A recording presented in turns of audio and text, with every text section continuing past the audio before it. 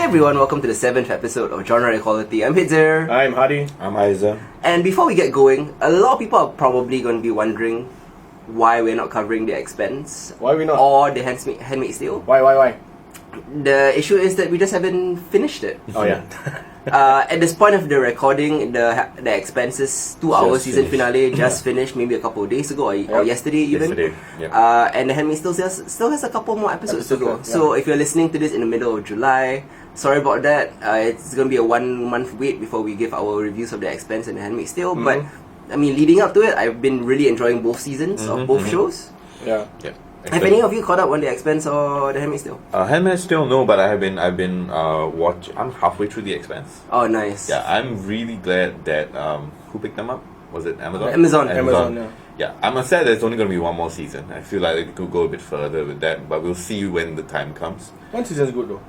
An extra season. Well, Can- we'll really see, because I feel like I haven't gone all the way to the end game yet, Yeah. or seen the finale, but I do feel like there is a lot more story to be teased out. There are 4 more books. Yeah. Yeah. Lah. But I mean, if this is the end, then at least it's a good way to tie up everything. One more season to help close the loopholes. Yeah, but I mean, it looks like this season has been extremely popular, and I think it personally, I feel so far it's the best of the 3 seasons. For sure, yeah. Okay. Incredible, I mean, yeah. like, pacing is great, character development is great, Right. and now down that 3 seasons in, we're so invested, right? Yeah. The characters. It really makes the storytelling a lot easier. There's very little setup. World building isn't that much of a problem anymore. You know, so I am very excited to see the finale. Yeah. And- Well, once we finish it, we'll definitely give a season end review for you guys. Yeah, definitely. And maybe predictions for what comes in the future.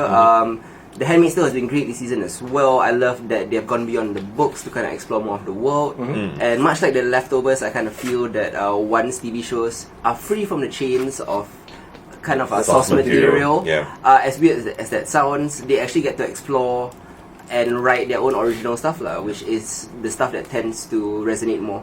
Is Especially stuff specifically for the medium. Yeah. Is the creator of Handmaid's Tale, what's her name? Margaret Atwood, right? Yeah. Yeah, she's Is on board. She's on board, right? She's I mean, on board. she's Executive involved in producing. She's in the writers' room. Okay. Yeah, I mean, she did have planned sequels for the books that she just never got around to. Okay. Similar to George R. Martin and season 6 and season 7. All those writers lah. Like one of those. No, I mean, But she had a lot more time No, she has written way more than way George more R. than R. George R. Martin, Martin. Yeah.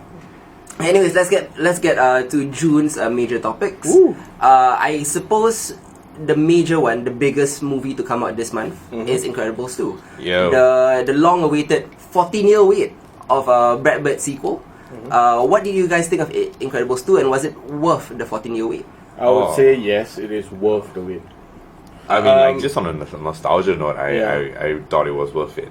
You know, but if we want to go into like the merits of the movie itself, great movie. I loved it. Very different, I find. Okay. But I'm not sure, like we were discussing before, whether it's about the context of the movie, or rather the cultural context of the movie now, right, Yeah. as opposed to what it was 14 years ago. It's changed because of the superhero saturation in the film industry at the moment. Yeah. But just in terms of the movie itself, taking it in a vacuum, how did this follow-up win you over? Well, I mean, I think we had a disagreement on this point where I said that I preferred the sequel to the original. And why is that? Maybe So you for can me, yeah. for me, it was just that we saw an expansion of all the characters, character arcs, right? Yeah. Especially with the introduction of Jack and his little his newfound powers and how what's his face, Mr. Incredible. Pa. Yeah. What's his first name? Let's call him Mr. Incredible. Yeah, Mr. Incredible, and Yeah. how he had to deal with that, no? Yeah. Being in a situation where he's at home, Yeah. and he's taking care of the kids while his wife is fighting crime and stuff like that. A flip on the first movie. So to see that even in 2018, that kind of storyline still works, lah. Yeah. Because It's a very 80s kind of Mr. Mom kind Yes, of correct, storyline. yeah. And it did play that for some jokes that I kind of foresaw coming. Yeah. Just because it's so easy to do the Exactly. whole dad staying at home Yeah. sitcom kind of beats. But just you have to add with the added element of the superpowers, it changes it slightly, lah. Like there's that really good scene of the raccoon. Oh taking on man, Jack one of Jack. my Yeah. favorite fights. That was one of the best fight scenes I've seen this year. I know. In my head canon, it was Jack versus Rocket Raccoon. So good. I mean, both same company, right? Both same company, exactly. I felt that this as a follow up, it kind of retains the familial charm of the first movie. You know, the family dynamics and how you were charmed by that in the first one. Yeah. It also retains this character driven beats of the original. Yes. Because what Brad Bird does better than nearly anyone in cinema is doing character driven action. Okay. And the action was great as well. It was inventive. It expanded the stakes. Some of his superpower fight sequences. Some of the best shot is the wrong word. Best animated. Or the best choreographed. Yes, exactly. Of any of the movies I've seen Yeah. this year. Like for example, the Void versus Violet fight. Yeah, that's great. The use of their powers was extraordinary, and something that could only come from comic books back in the day. Yeah. And something that live action still hasn't quite tapped into yet. It was For I sure. agree. I think like the whole medium of animation has provided it a kind of like space, right, in order to be able to explore these kind of powers and these kinds of fights that live action is not going to be able to, and comics never really quite gets there. You know, I mean, some of my favorite superpower uses Elastigirl on her bike. That was great. The one she was chasing the train sequence. Oh, Yeah. so good, so good. Yeah. Now that's how you do a train sequence, man. Yeah. I mean, in the end, like I love. Oh, you're talking about Solo, aren't you? Yeah. In the end, I love this movie a lot. It had like fantastic comedy, kind of dazzling set pieces that we were talking about. An exhilarating adventure vibe as well, because I feel like a lot of superhero movies tend to lean more towards action rather than adventure, and this had an adventure element that I like. It had really sharp political themes, but it didn't beat you over the head with it. Yep. It was in the background most of the time. Yeah, but best of all, it had like these beautiful human moments with the dad, with the mom, with Violet, with Dash the Dash was kind of a bit underplayed. Yeah, I mean, this time round especially. less of use of his powers overall. Less him in the movie. In general, general. but I feel like they were trying to even it out because the first movie is very heavy on Dash. Yeah. The second movie is heavy on Violet. Yeah. Violet's powers, for example, because you see her using it as this offensive tool. Oh, which man, you've I never was seen so her. That was great. surprised. The one against Moleman. Yes. Wait, no, what's his name? Can't be Moleman. The Underminer. The Underminer, yes. Yeah. Did you feel that the villain screenslaver was as good as Syndrome? Oh. Okay, I thought it was a bit obvious. Yeah. It became obvious by the half of the film, like, oh yeah. But Syndrome, in fairness, was obvious too. That is also true. But it was. No. It's not about the obviousness though. There isn't a key to what makes him a villain, whether he is a villain or not. Yeah, exactly. I felt this villain was a bit more compelling. It And had this, Syndrome? It's Interesting. just slightly lah. Because both had very compelling personal motivations. Yeah. Yes, Syndrome agreed. obviously being slighted by Mr. But Mr. Incredible. Incredible, Yeah. yeah, correct. She, in this particular case, her family Her died. her father died lah. Yeah. And a lot I more thought personal. that was a heavier motive lah. You know, my father died because superheroes let him down lah. Sure. You know, even though it was because of the superhero act, those heroes were, relocated, and no longer superheroes. The So, Sokovia Accords. yeah, exactly. Yeah.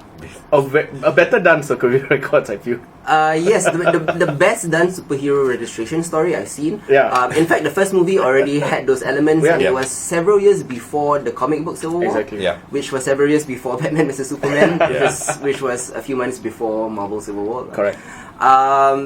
What do you think of like the politics of the movie? Because it seems to be quite divisive.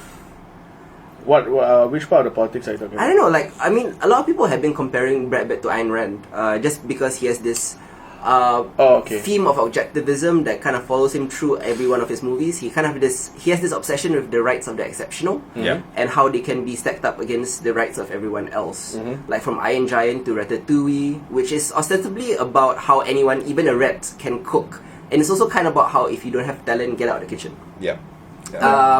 And also Tomorrowland, if you've seen, it's about a group of geniuses who goes into this alternate dimension and they build a sci-fi future imagined in the 50s and the 60s. Stuff that we've kind of given up today. So one of the things to me that makes The Incredibles 2 so potent, even though it's in the background and it doesn't beat you over the head with it, is the fact that there is no clear right answer to the political issues that Bird raises via his characters. Like Elastigirl talks with the villain about whether the ability to create something is greater or the ability to sell something to the mass public is more important. Yeah. Oh, that was a great sequence. I like that, but they never actually gave a definitive answer because there There isn't isn't one. There's also frequent arguments about whether breaking unjust laws is the right thing to do, even if society requires for people to be law-abiding for the society to function. And especially we're living in a world right now where, I mean... And that's a very Batman question. That is a very Batman question, but also a very fascist kind of point of view. In a way, yeah. And very, very pertinent to where we are now in the world. We can totally go into a whole hour-long debate about whether Exactly, Batman is a fascist. and I like that, like Incredibles 2 and other superhero movies of this ilk are Gives kind you, of that kind of... touching upon this real world issues. The first time I saw Incredibles 2, the reason I didn't feel that it was as good as Incredibles 1 is because I felt like they had so many kind of jarring different points of views, different ideas jostling for space within a movie. Then it struck me as having mixed messages, and it didn't quite cohere. Okay. But the second time around, I rewatched it after I watched it with you guys. Yeah. I thought the movie made more sense to me as kind of a meditation on the popularity of superhero stories and what it means to live in a world where legal isn't always what is right. Yeah. It doesn't offer solutions because it knows there aren't any. Okay. Incredibles 2 strikes me as like Bert's deepest exploration of this particular idea that he's done in over several movies, and also his biggest refutation of it. Bert might be fascinated by the exceptional among us, but he's also not interested in exceptionalism if it doesn't benefit the larger community, which is what I like. And do remember to come to the cinema early, guys, because Pixar short film Bao is surreal and shocking really good, and heartwarming and Interesting. Makes you hungry. and it makes you hungry. But let's talk about Bao for a little bit. Did you guys enjoy Bao? I really enjoyed Bao. I think... Yeah, okay. I think this is, I really enjoyed it. And I think Bao was like kind of the first time, Pixar can do food porn too. Yeah. You know, like... Yeah, that's not... Yeah, that was a good one.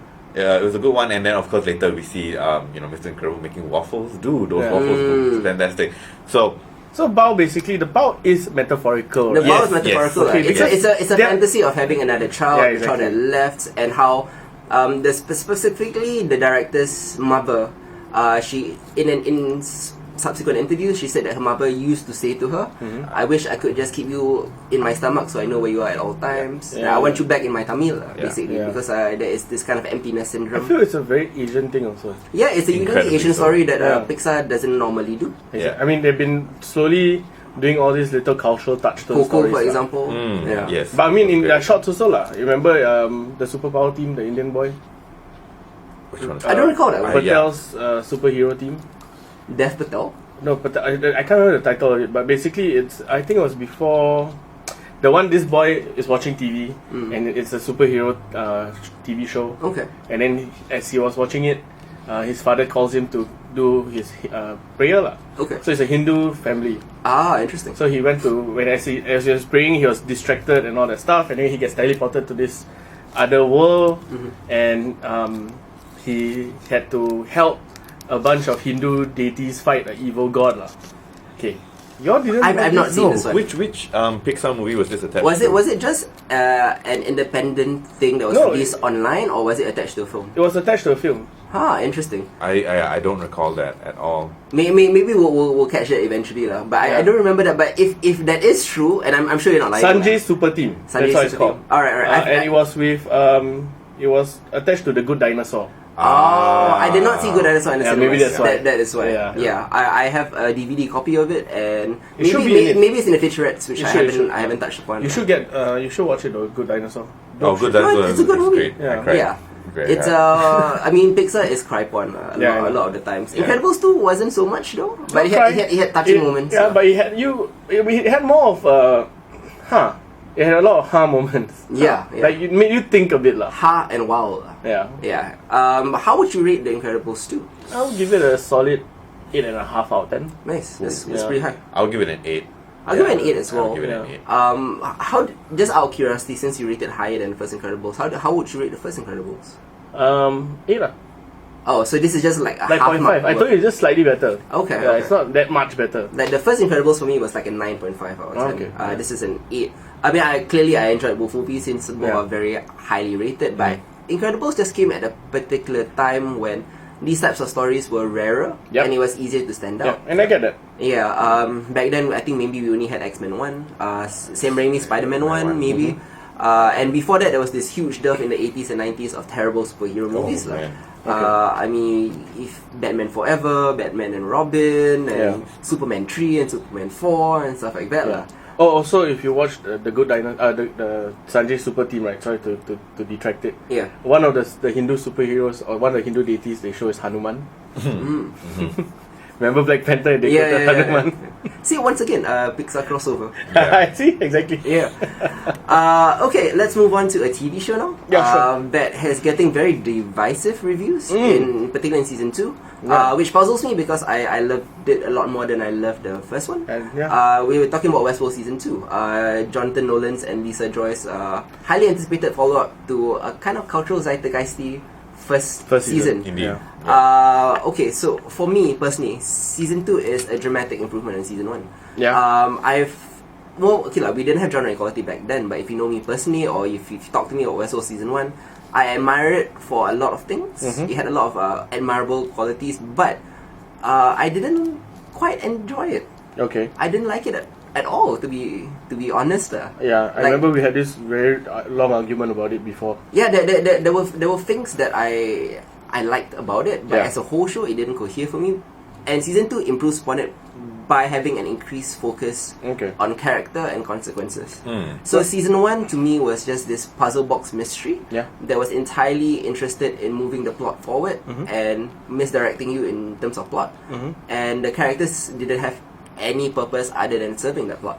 And season 2 for sure does have this non-chronological timeline. Now that we know, Yeah. Timeline mysteries lah. But okay, it does that. But at the same time, also by giving the host agency and breaking them from the loops, Yeah. and having them make genuine choices and genuine consequences for their actions. That's real character growth. That's real character development, correct. which is what the first one Yeah. didn't have. And most importantly, season 2 had fun. There were battle sequences. There were fight sequences. There were ninjas taking on cowboys. There were like Shogun armies being destroyed by Neo Maeve, stuff like that lah. so that was what was interesting, right? Why you didn't enjoy season 1, Yeah. but even though you didn't enjoy season 1 as much, It intrigued me enough to keep going. and it enhanced your season 2 experience. No, yeah, Yeah, 100%. actually that was related. So, do you feel like season 2 could have taken place in the way that it did if season 1 was different? Of course No, not. clearly not. I Clearly mean, not. season 1 laid the groundwork for sure. Yeah. Much in the same way that season 2, 3, 4, and 5 of Agents of S.H.I.E.L.D. could not have functioned without the terrible first few episodes. Exactly. Yeah. So it's growing as a show, I feel. And it's no longer as ponderous. It's still as smart, and it still has smart philosophical ideas It about does. the nature of sentience and morality and stuff like that. But it And doesn't origin have of species. origin of species, exactly. Which I mean, I know other sci-fi shows have done, but they have this a very unique take on it. But that doesn't have to be ponderous. It can be fun as well. Yeah. Season 2 was fun. Yeah. What do you guys think of season 2? Well, I just finished it like literally a few hours ago. Oh wow. Okay. Um, Let's talk in general first before we delve into the spoilers. yeah. Yeah. In general, this season was a lot more complex, definitely. Yeah. There were a lot of twists which I thought I would get sick of, but it just added to the puzzle lah. The whole idea of this puzzle, puzzle box thing that you have to solve. So I love the twist and how well it was executed throughout the entire series. I think the difference between Westworld and a show like Lost, for example, is the twist came randomly. Yeah. They were making up on the spot, whereas Westworld is very tightly plotted. Yeah. So something like Lost kind of strikes me as more like jazz, you know what I mean? Okay, Like yeah, improv lah. A group of creators in a room kind of improvising, Yeah. seeing what works, seeing what doesn't. I agree. And Westworld Season 2 felt more like math rock, where Oh, an orchestra lah. or like an orchestra where it's very, very tightly plotted. Yeah. Yeah. And so as the season went on, the thing is, it had really good pacing overall. Good episodes to take a break, Yes. and like just revel in what you have been learning, and like compartmentalizing everything that's going on because of multiple timelines and all that. It made you want to be like this investigative journalist, like slowly figuring things out on your own. But it wasn't confusing. Yeah. It wasn't. Yes, exactly. Yes, I think that was You one of see? the biggest things for me, right? Pacing. Yeah. Season 2's pacing is amazing. Because Yeah. it's fun. Right? It's yeah, fun. it's fun, and every beat, right? No matter which turn you took, it was very well spaced out, and it was given its own space to breathe. Yeah. Right. Which I felt there was lacking kind of in season 1, with too many layers going on at the same time. But season 1, I mean, okay, like season 2, I feel like has more layers. Yeah. But season 1 was just layers. Yeah, it was just layers. Like Just at the same layers, time, there wasn't the tempo of it was very, very different. Yeah. And that's something that I really definitely do enjoy in season 2. Yeah. A lot more. Okay, like maybe let's delve into spoilers. Isa hasn't quite finished. Nope. Yep. So we might accidentally spoil some that's things fine. for him. Spoilers. So this is a spoiler alert section, and we don't do this for every show, but Westworld is a very spoiler heavy show. It has And to so be. we got to give a warning for this Yeah. one. Okay, 3, 2, 1. We're delving into spoilers right now. I'm going to talk about some of the character growth and genuine consequences that I alluded to earlier Go on. ahead. Specifically to your big three. Yeah. William, Maeve, and Maeve, Dolores. yeah. I love that once they start making decisions outside of the parameters of the programming, that's when real character development happens. And don't get me wrong, there's still this non-chronological things happening, but they're not as key anymore. Yeah. Okay, for example, Men in Black. His choices reveal his dire consequences in flashbacks and in the present with his wife and his daughter. Correct. So I love that, there's the stakes for him. Yeah. That like his evil and his bad choices in the past are not automatically forgiven just because we're in this new era. Yeah. Dolores' decision to destroy all the host backups. Yeah. That was, Because I like the idea of hosts searching for mortality, whereas it was the humans searching for immortality. Yeah, correct. No, Because that's for great. the hosts, you can't have this perpetual safe game. Because Yeah. if not, you can't grow, right? Yeah. I like that idea. Dolores is on the right track with that. But the decision also backfires in ironic fashion when Teddy decides to take his own life. Yeah, that was a great scene though. And then she's like, oh, fuck. And I love that when Evan Rachel Wood came to that scene, her acting was so perfect. On point, right? Yeah, and she has like this look of like, almost robotic, does not compute. Yeah. What did I just do? Yeah. I can't bring him back. And like stuff slowly like that. everything is like she's trying to analyze what the hell is happening, and all she could do was just lie next to his body. Yeah. I also love the amazing heel turn for Dolores. That was a great move. I mean, I frequently tell Hardy that Dolores' heel turn in season 1 is what I want Roman Reigns to be in wrestling. So this is a very specific niche thing. So I'm not gonna delve into it. But just okay. To break it down, season 1, Dolores was a problematic face. Yeah. She had a lot of good ideas, but also problematic. Like it's hard to root for her. Yeah. Correct. And the only way to fix that is just to make her the villain. To make her evil. And the thing, she's a compelling kind of evil. Yeah. Like she doesn't have. I want to. Okay, like she does want to rule the world. Yes, quite literally. One of it. one of it, Yeah. but she has great reason to do so. I mean, she really believes that she wants to end the enslavement of all hosts, lah. Yes, but also she's hypocritical. Yes, because correct. she wants free will, but only when it's convenient to her. Exactly. When Yeah. Teddy. Yeah, when Teddy balks at some of the more evil decisions that she makes or questionable moral decisions that she makes, she takes Teddy's free will away. Exactly. And makes him into a Terminator, like, So- essentially. Okay, Yeah. I think that's the summation of that is great in that the first moment when Maeve and Dolores meet, Yeah. right, post awakening, Yeah. and he goes, well, if you stand for liberty, then we are free to go, Yeah. Yeah. right? Like Yeah. that. I mean, a lot of these lines were really, really powerful. Like in peppered the around film. the series, actually. Yeah. Exactly. Maeve also was the first robot we actually saw to break her programming because she was supposed to escape last season and she decided to stay in Westworld to save her daughter instead. Yep.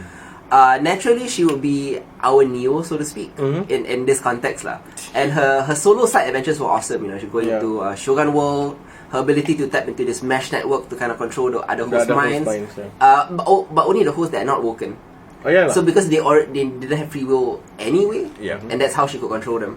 but So she never took anyone's free will away. Yeah. And there was that important scene in Shogun World where she met her counterpart in Yeah. Japan. Yeah. And she didn't want to be controlled or awoken, and Yeah. she respected the decision. Yeah.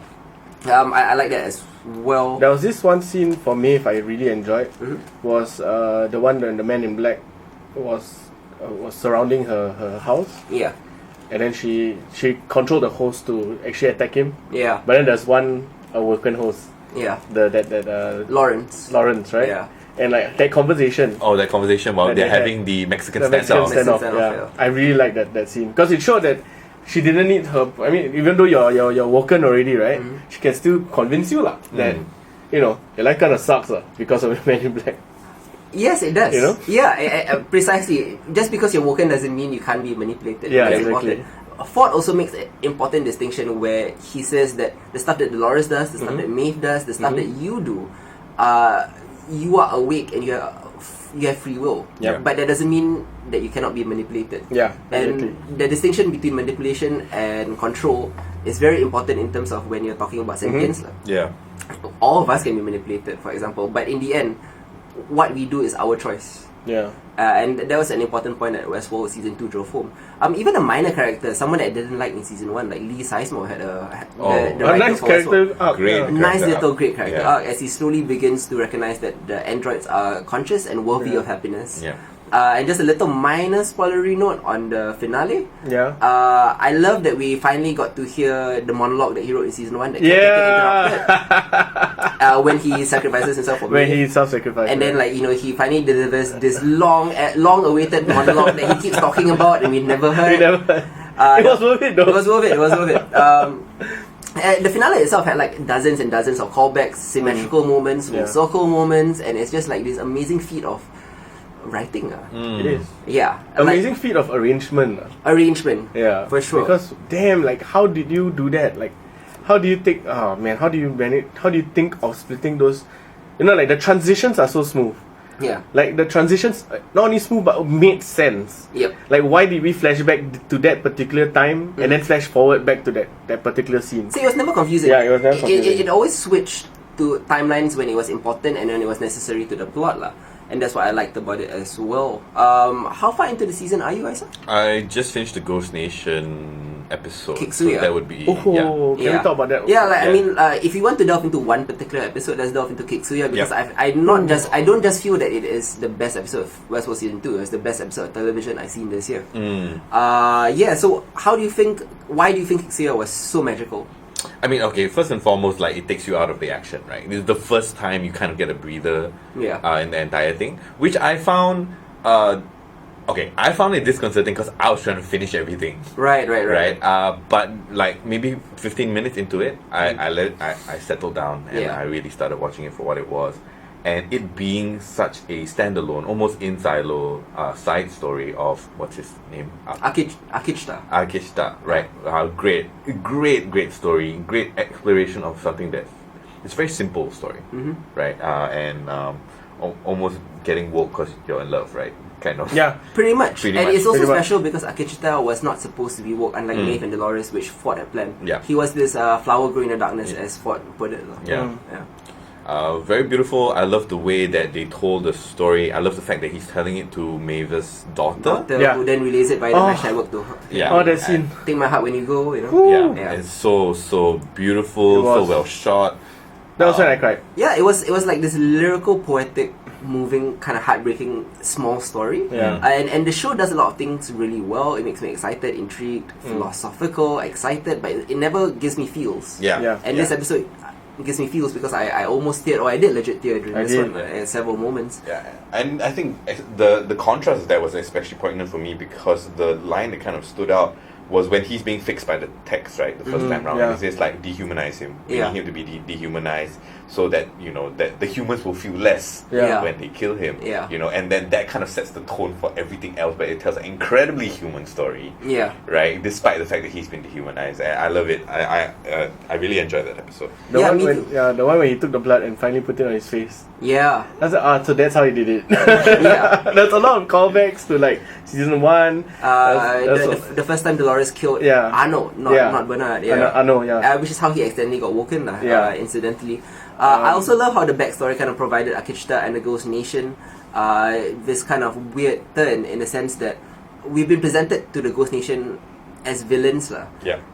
They are this almost caricaturized, Yes. racist depiction of Native Americans. Savage Native Americans. Yeah, and in one fell swoop and in one beautiful episode, they immediately turned them into the show's most beloved heroes. Because Yeah. if you look at the conversation online, everybody was suddenly Team Ghost Nation. Yeah. And it came out of nowhere. Yeah. He did. Yep. Like, even towards the finale when Ghost Nation was squaring off against Dolores, the Deathbringer. The Death River. Like, who What a would, cool ass nickname. who would have thought that like Ghost Nation would suddenly become like the biggest faces? The good guys, right? The good Yeah, guys I in love it. Westworld, yeah. I love the part where he explains to the daughter that like intentions are so easily misread, Yeah. right? When he's approaching the house, Yeah. to free her, Yeah, right? because of how he looks. Because of how he looks, exactly. Yeah, It's correct. so good, and like the Ghost Nation, especially for season 1, villainous outsiders, right? Yeah. And then now we finally know why they are outsiders.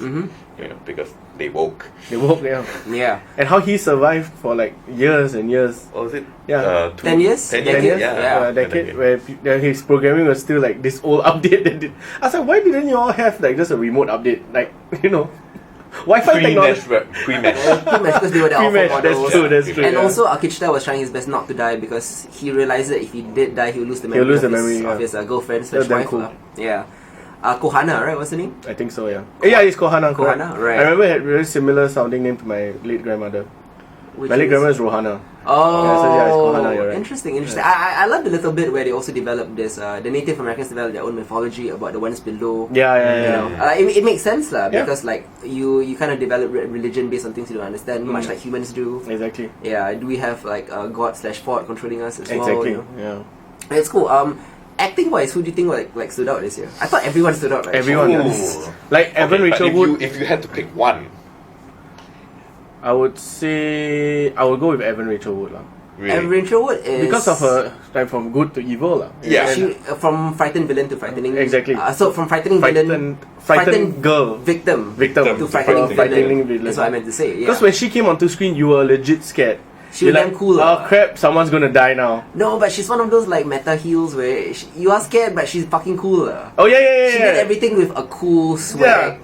Swag. She had swag this swag, season. yeah. She didn't blink until the end. Yeah. Yeah. You know. But then which when like I thought Teddy was good. died, Oh, right? then it was everything. that sealed it for me. She did a great job this season. I mean, some of the scenes with her father as well. Oh, yeah, Peter Abernathy. Abernathy, it gave her more range than just being cool villain. Yeah, correct. Yeah. Exactly. How about you, Isa? Okay. The two things acting wise that stand out for me: Maeve speaking Japanese. Oh shit! I forgot about Maeve. Maeve is dope. Yeah, Maeve my Oh, second lah. when she first, I mean, like that blew me away. Yeah. And then I went to find out if they actually dubbed her. No, she's actually she had to Japanese, learn. and it's really. I watch a lot of anime, so like that Yeah. is like crisp and good, It and is. the way that she kind of.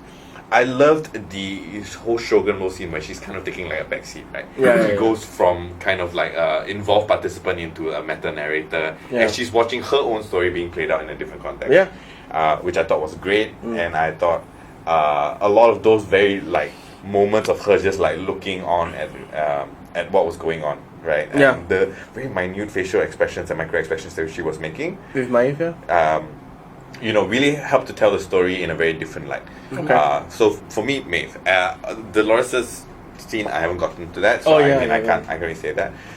The other scene that I really liked is Tallulah, Elon Musk's ex-wife, Oh, okay. the blonde girl who's in the cradle, right before she sacrifices herself by pulling the grenade. Oh, particular- shit, yeah, that scene. That scene is The one where pretty- she seduces the guy. yeah, it's pretty fucking amazing. We're right? talking about that Welcome to yesterday. Westworld. Yeah, I was like, welcome what to a Westworld. dumbass. Like, Although like the stupidest soldier ever. yeah, But like how she executed it was really great. it was really like, great. That was really like body movement and like how she like Right. I mean, she did become very seductive and seductive on the fly. On the fly, I agree with that. I really like that. I thought that was a great moment with a very great dialogue and the acting was on point. How about you?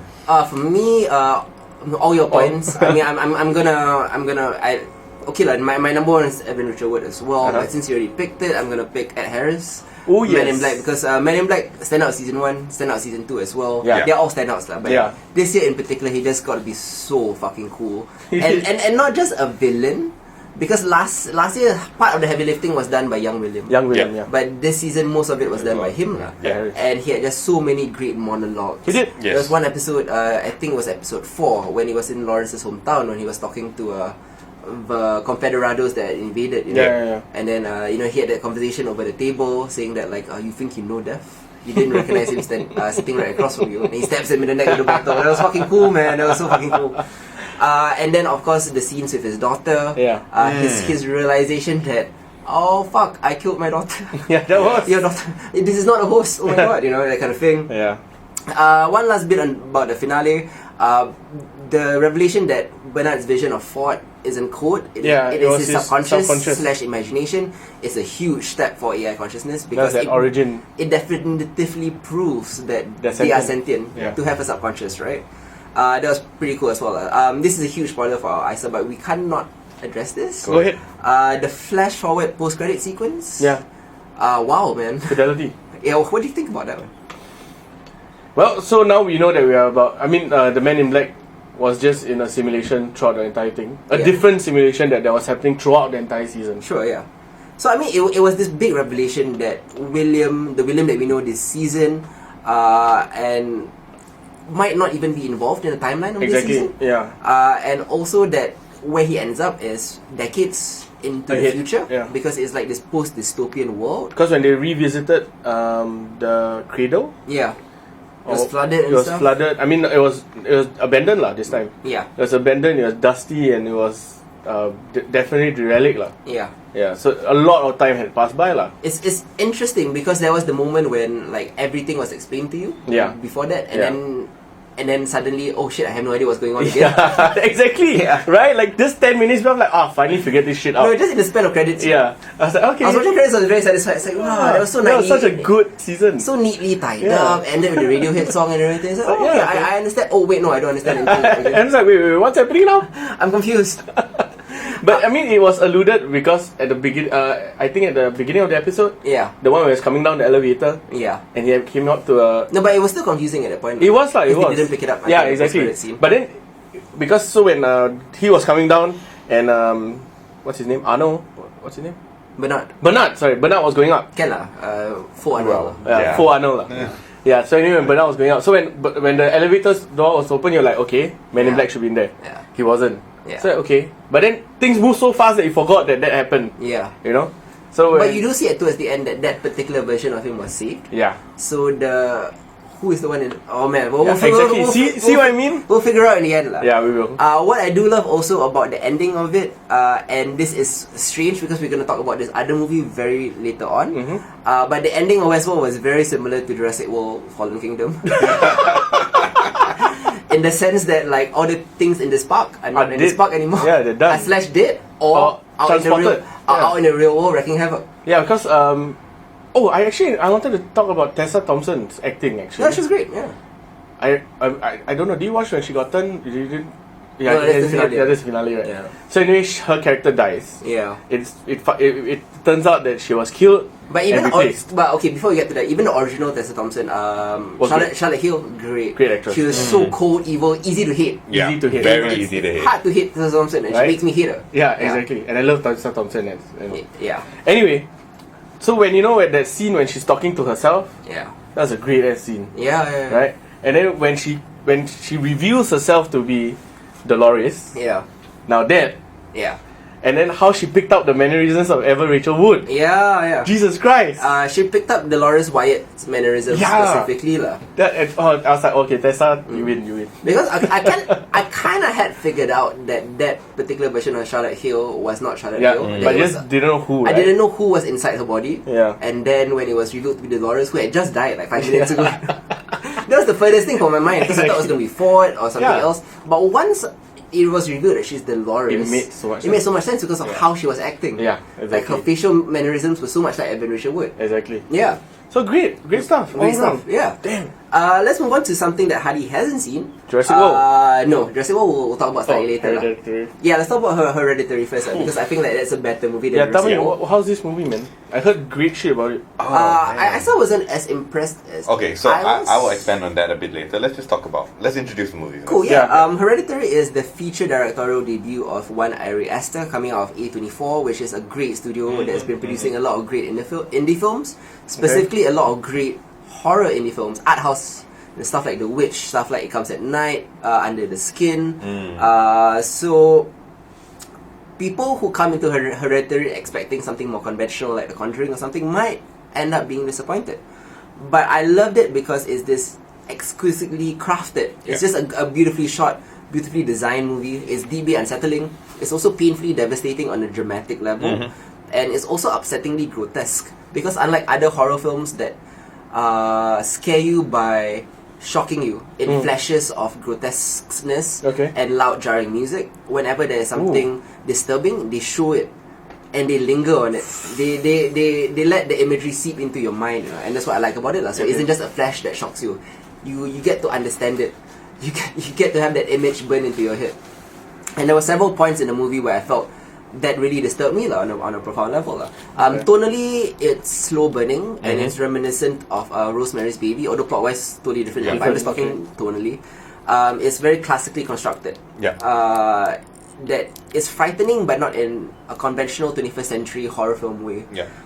It's cerebral, because there's a lot of thematic richness in its imagery and in its metaphors, but you also find yourself returning to those disturbing imagery to unpack its metaphors. Yes. Because I don't want to return to this imagery, but I find myself going back to it, you know, in my sleep or in long bus rides, because there are rich metaphors for mental illness, the cycle of abuse, the cycle of trauma. Sorry, and similar to Westworld, also a metaphor for free will as well. Okay. Yeah, but beyond the cerebralness of it, it's also visceral. Okay. And even beyond that, and beyond the symbolisms and the themes, there are, great themes about, you know, missing hits and animal warnings and Toni Collette's repressed trauma and subconscious desires manifesting in her sleepwalking episodes. Okay. It's also just a beautifully crafted movie on many other levels. The way it's shot, the way it builds tension, the scare scenes totally eschew jump scares, as I mentioned, which I really, really loved. Okay. It's also so tightly plotted as well, which is unusual for horror movies, because horror movies are not tightly plotted. Yeah. The climactic third act sequence is a great exercise in blocking, framing, and misdirecting the frets. Just on a technical level, that was brilliant to me. Yep. Okay. Because you never knew where the frets were coming from. Okay. Like, they let you believe the fret was coming from where other horror movies will come from. Yeah. There's this cliche, okay, for example, like this lady or guy standing next to a window, the fret will come from the window. Definitely. Then he turns to the window, the camera goes to his point of view, Nothing and then there. it comes from behind him, Ooh, stuff like that. okay. Yeah. So misdirection, not bad. Or you can see something crawling on the wall right behind him, Uh-huh. and then the camera unfocuses on him to focus on the thing crawling on the wall. Uh-huh. Then he turns to the thing crawling on the wall, but there's something else Crawling on his side. Oh shit. Yeah, so it's a fantastic exercise in blocking and framing. Okay. Fantastic stuff. Also, if you pay attention, every little clue makes sense, which I alluded to earlier, like, in terms of the tight plotting. It's really, really rewarding. It's kind of like this but thinking man's horror, which is unafraid to go to complex places, either accidentally or narratively. For me, Toni Collette's performance is tour de force. It deserves an Oscar nomination. Okay. And fun fact, her last Oscar nomination was also for a horror film. Can you guess what it was? What? The Sixth Sense. No. Oh. Oh, only for that scene in the car when he's talking to Lily Joel Oscar about her the mother lah. That's the one scene that got her the Oscar.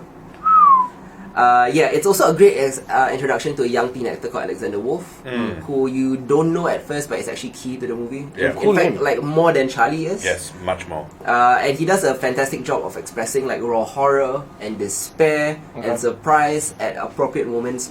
Let's move on to Isa now. What do you think of the film? Yeah, I wasn't as impressed when I walked out of the cinema as I thought I would be, and I think a lot of that is because there was a lot of stuff to unpack. Yeah. Right, and given that thus far, my favorite movie of the year is Quiet Place, right? Which is another great exercise in the horror genre, but in a completely different way. Yeah. Right, and I think, as you just mentioned, right, Yeah. long bus rides and long quiet lines alone. Yeah. That night itself, I had a very, very long thought, and so many things in the movie lingered for me that I needed to process and unpack, right, and could then, in retrospect, kind of enjoy and understand and appreciate. I enjoyed more on the second viewing for much the same Yeah, reasons so that's the mentioned. thing. So I felt that I desperately need to see it a second time. Yeah. Yeah, I know after I've done like all this kind of processing and all that, like so many of the scenes stayed with me. So much of the dialogue and the foreshadowing that happened. Foreshadowing, Stayed with me. There were a few parts where those were really obvious, right? But there were so many parts where they offered and they ignored Chekhov's gun. They introduced something and then they never explored that. Yeah. You know, and I think that to me felt I was a little annoyed at the point in time when it happened, right? It's like, okay, where was that? Like, that didn't go anywhere. Misdirect. So it's a misdirect, it was a red herring at that point in time. But just generally after that, right? After having that good like hour or 2 hours post movie, right? It really began to sink in.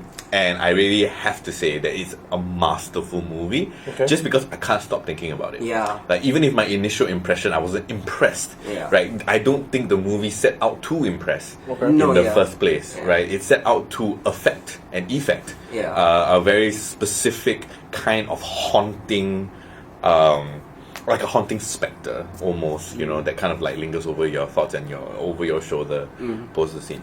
So I do take back what I said. It is a great movie. Yeah. It is a great horror movie, and it's definitely in my top 5 for now. Awesome. Just below Quiet Place. Yeah. So, I mean, like, just like you talking about red herrings and Chekhov's gun and stuff like that. I mean, there were a few big Chekhov gun moments in the sense that there was a Chekhov light pole. Yes. And a Chekhov welcome mat. Yes. Which I won't reveal to Hadi. It's actually very creatively done. Okay. Scissors as well. Yeah. Also, the trailer is incredibly misleading because you are led to think that Charlie is a big part of this movie. And I guess she kind of is. Okay. But she isn't there for most of the movie. Yeah. Okay. For reasons that I won't spoil because it's a massive thing. Yeah. Okay. Like I forgot to ask about ratings earlier on, so let's rate Westworld and Hereditary now. How would you rate Westworld? Westworld is a good. Okay, I'll give season 1 Yeah. like a 7.5. Yeah.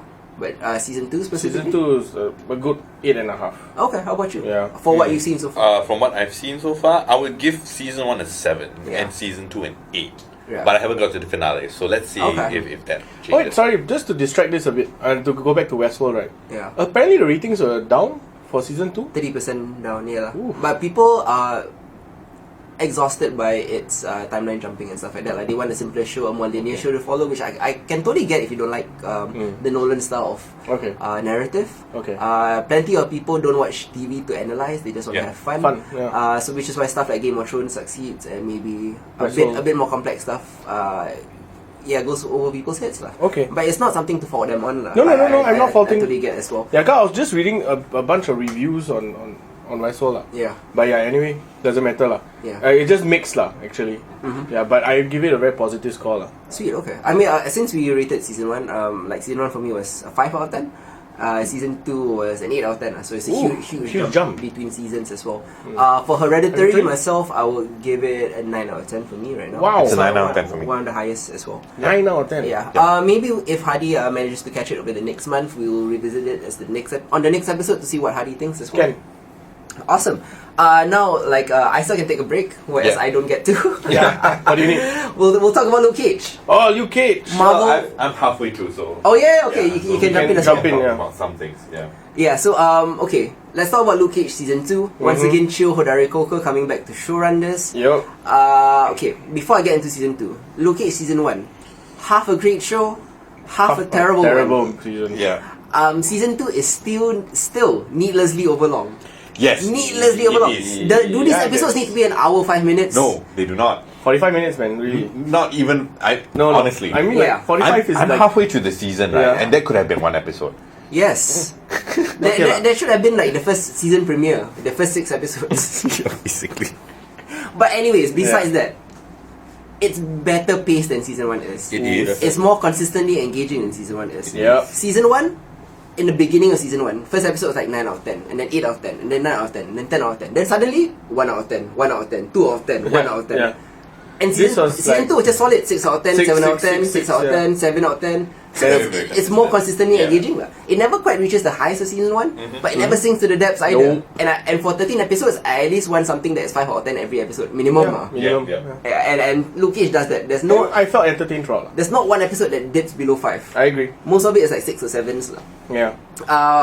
So that's what I enjoyed most in terms of the pacing of Luke Cage. I feel like Netflix Marvel shows have been slowly improving their pacing. In a way. The Punisher season 1 is the best example of this. Yeah. Jessica Jones season 2, great in theory, in execution, Not maybe so not so much. Luke Cage season 2 is probably what they need to go for in the future. rest, yeah. If they're unwilling to cut it down to 6 episodes or 7 episodes, then pacing like this is fine. No, I seriously think I had this. I talked about this before, but honestly, Marvel shows need to just a 6-season episode will be 6 episodes. sorry 6. Wow, you're gonna cram 6 seasons into 1 episode. That's really rush, bro. A 6 Super to rush. 8 lah. 6 to 8 episode season, right? Yeah. Can really do so much for it lah. But anyway, what impressed you for this season though? Okay, so like the parables of what a bulletproof black man can do in America is still potent. Yep, But season 2 offers even more nuance to his politics by considering what he should not do. Yeah.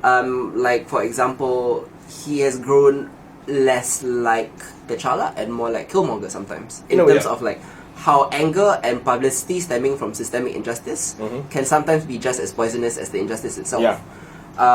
It's a complicated idea that season 2 attempts to explore to varying degrees of success. Yeah. Sometimes it does it really well, sometimes it's kind of corny. Yeah, it is. So sometimes it's like Black Panther standard, and sometimes it's Black Lightning standard. Okay, that's It's a one. very fair comparison. Yeah. The major thing that made me enjoy this season a lot more is that Luke Cage's use of villains this year wisely shifts away from the Marvel Netflix formula where the main villain gets killed off midway through the season, and then the real villain emerges in the second half. All the main antagonists remain throughout, and they're all developed thoroughly because they have time. Yeah. So you get to learn about Bushmaster. His character development and humanization was a major aspect of the season that I thoroughly enjoyed. Shades to me was the character of the season. Yeah, agree. Shades' development, he has grown from this enigmatic gangster, generic thug who's wearing sunglasses to someone with actual emotions and motivations. Yeah. And part of it, spoiler alert, is down to him being introduced as the first MCU character who is queer or gay or bisexual at least. Yeah. In canon. In canon. And I'm not talking about like Kevin Feige saying like, oh, actually Valkyrie is bisexual, but they never show. Yeah, this is the first time that they've actually on screen. Yeah. Yeah.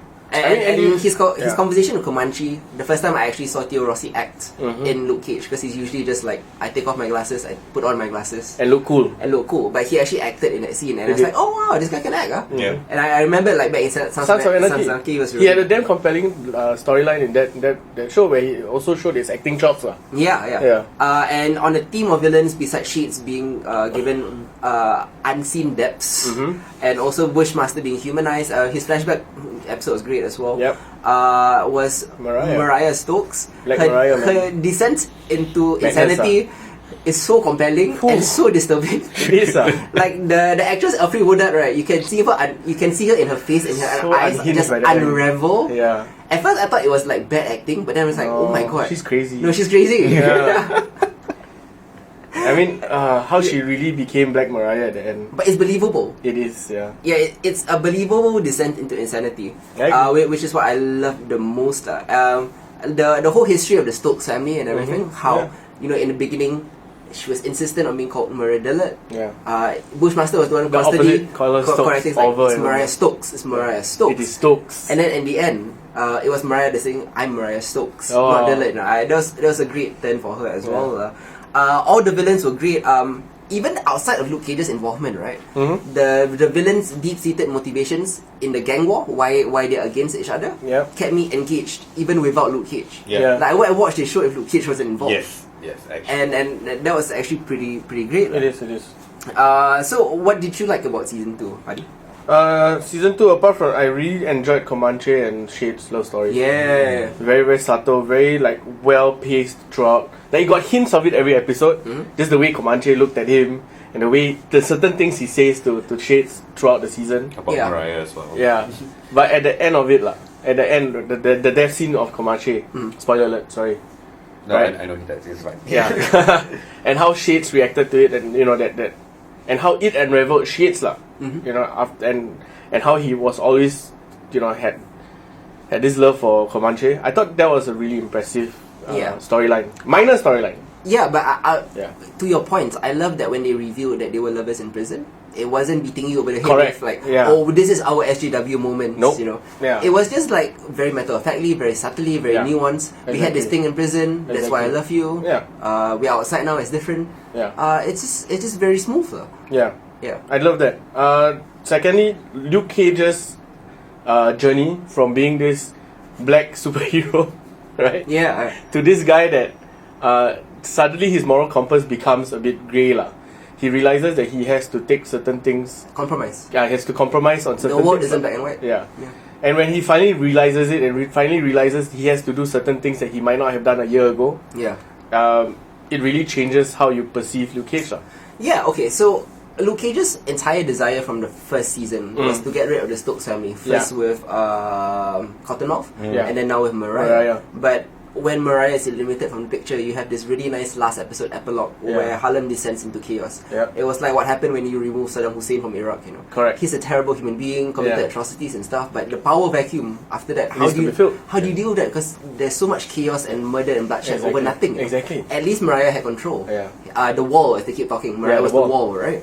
She created the wall. And Luke Cage's decision to become the new Wall, to become like the new crime boss of Harlem, The king of Harlem. was such an interesting decision. Yeah. And also, it paints for a very fascinating season 3. Exactly, right? Yeah. And Like, do you remember that scene, the throwback to the Godfather? The Godfather scene where Sugar is whispering in his Into his ear. and I think Misty Knight was down. Misty outside. Yeah, and then the door closes. I was like, that's the Godfather right there. It was. I felt the season should have ended there. Yes, correct. They had a few extra scenes. They did. That should be the I was last like, scene. it just ended there. This is a classic case of Luke Cage having great things, Yeah. but don't know that. He was a great They didn't know it was what they should have ended on. Yeah. Luke Cage likes to go over long. Yeah, what do you think of Mariah Dillard's death though? Mariah Dillard's death, very Mariah Stokes, sorry. Mariah Stokes, very Sense8, if you get what I mean. Yeah. The lipstick kiss and everything. Sense Snakes, yeah. It just reminded me of Sense8 Same. and Sense8 and stuff like that. Her death was okay. I think it was. I felt it felt right. Yeah, it felt right in the moment. Yeah, in the moment. And for Luke Cage's character arc, it couldn't have succeeded. He couldn't have gotten to where Luke Cage got at the end of the season without Mariah her dying. first. Yeah, correct. So it was a necessary thing. I mean, I like that their conversation kind of explicitly explained that they had this Batman Joker dynamic, correct. where Luke Cage wouldn't be who he is without her. Without her, and she wouldn't be like this without him lah. So with Mariah out of the picture, Luke Cage cannot be Luke Cage. Yeah. Luke Cage has to be both. Correct. And that's And where therefore the compromise. that's why it's not black and white anymore. He's grey. Yeah, he's I like that a lot as well. Yeah. What else? What I love. Okay, like I'm sorry to bring it back to Mariah again. Go ahead, man. Mariah, right, and how Shades stand on her Yeah. is so believable. Yes. Because Shades has been Loyal. the devil on Mariah's Yeah. shoulder for the longest time. In season 1, when Mariah killed Cottonmouth, he was She was the the one. cleanup. He was the cleaner. He was the one saying that you can't be half a gangster. Once Yeah. you're in this life, you're in this life. Yeah. And he also says to her, when she is distraught over killing Mashallah Ali, Yeah. he says like the first kill is the hardest, it's gonna get easier. And then that advice came back to bite him in the ass. Yep, Yeah. it did become became easier. so easy for Mariah to kill people. And Mariah, because she doesn't have an upbringing in the life or in the code of the streets, She doesn't know the laws. she doesn't know the rules lah. Or she doesn't care about the rules. Or she doesn't care, so she Yeah. starts killing innocent people. When she goes to Gwen's and murders an entire restaurant full of innocent people, Oh. Shades was distraught about that. And at first I was confused because I had watched Shades kill a ton of people over the Yeah, first but two not seasons. innocent. But then I realized, like I went through in my head who had Shades killed, and they were all in the game. You know? And they're all gangsters, yeah. They're all gangsters. They were either snitches or gangsters. Yeah. And if you enter that life and you decide to do one of those things, the risk of death or being killed by another gangster is just inherent. Yeah. It's part of the unwritten rules of being in the game. But the law, I mean not the law, but that unwritten rule is don't kill innocents lah. Yeah, which is like, kind of reminds me of like Omar's code of conduct, Yeah, like exactly. Omar would never kill an innocent or harm an innocent. Harm a woman. Harm a woman. Or children, that's what he said. So fantastic stuff for why Shades decided to turn on her. Yeah. Considering that Shades had been so loyal and really into like this agent. I was in love with her. Yeah. All the jokes about, all the other gangsters joking about why he's into such old pussy is. Yeah. At first it wasn't funny, but then they kept doing it over and over again, then it got funny. And it was the same thing with Misty, like all the one-arm jokes One-arm jokes. were really bad at I was first. like, what? And then like it became like this Arrested Development thing where they just like kept going, and then it became funny as they went along. But it's funny because it's not funny, you know. It's funny because it's not yeah, funny. it's funny because not. I love that. But we have to highlight Bushmaster, man. Yeah, great acting. This guy. Yeah. This guy. What a villain, Yeah. right? What one? What one? Yeah. Man, I want to speak like Jamaican, but I know it's racist. I love that he wasn't killed off either. Yeah, I love that too. Like he accomplished his mission. He and Luke Cage came to a truce, and he went home. He went home. He was like, fuck this. I'm going back already. Yeah. Back when he has like a mountain of night shit back home. Yeah. Yeah. But he was severely fucked up towards the end. Yeah. Because He the went night shit cray-cray. thing wasn't sustainable for his health. Yeah. Until that super serum that Tilda Johnson cocked up for him lah. Yeah. Which like that was convenient. Yeah. Here I have this super serum nightshade thing, which is kind of like the Captain America serum. Yeah, so it had a bit of that like a bit too convenient moments, you know. Sure, yeah. Peppered throughout also. Luke Cage has elements of I want to be a prestige drama, and sometimes it does, but most of the time, right, it's very CW, which I don't mind. I don't mind. It's Yeah, an elevated form of CW. I agree. And okay, like I can't believe I'm about to say this, Go ahead. but one of the biggest highlights of the season was Iron Fist. No, yes, Iron Fist that's the was thing so we had great to in talk his about. Yeah. one episode appearance. Yep. I loved it lah. I kind of like how Danny Rand was more tolerable in Defenders. Yeah. And now he's just positively fun to watch. Yes. In his one episode 10. I agree. He's not just fun, he's cool. He's this billionaire. Yeah. Those like hippie billionaires, not very, and a bit like obnoxious, Yeah. like how he took off his shoes Before entering the I barbershop. was like, fuck off. So it just goes to show there's no such thing as a lame character. Yeah, only lame lame writers. writing, yeah. And when Scott Buck is not handling Danny Rand, for some reason he's amazing. He is. The problem is Scott Buck, it's not Iron Fist. I agree. And it's also a throwback to the comics, Yeah. The team up between Power Man and Iron Fist is always The Heroes for Hire. Yeah, Heroes for Hire. And They it's also great had to the see two them. Daughters of the Dragon team up with Colleen Colleen, and yeah. Misty as well. Yeah, They had yeah. a small bar fight. Small. Yeah. I enjoyed Danny was also because of the fact that he came on spewing all this Eastern wisdom. Yeah. And then still. And people just keep shutting him down. He was like that tourist who went to Thailand one time. Yeah, and like super into Thailand now. Yeah. He's so into Kunlun. To Yeah. be fair, he did live there and did kill a dragon. Yeah. But the one that he tried to convince people that there is a dragon. Real dragon, yeah. And then people asked him, who do you train under? And then he's about to go into this long spiel, and then Luke Cage just leaves the room. Or like interrupt him and let's go. Yeah.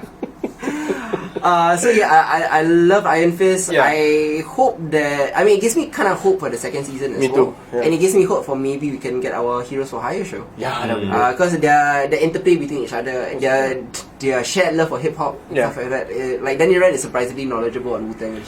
Usually white people like that are lah. Yes, yeah. Yeah. I mean, who bought the Wu-Tang album? It was a white guy, right? Yeah, for sure.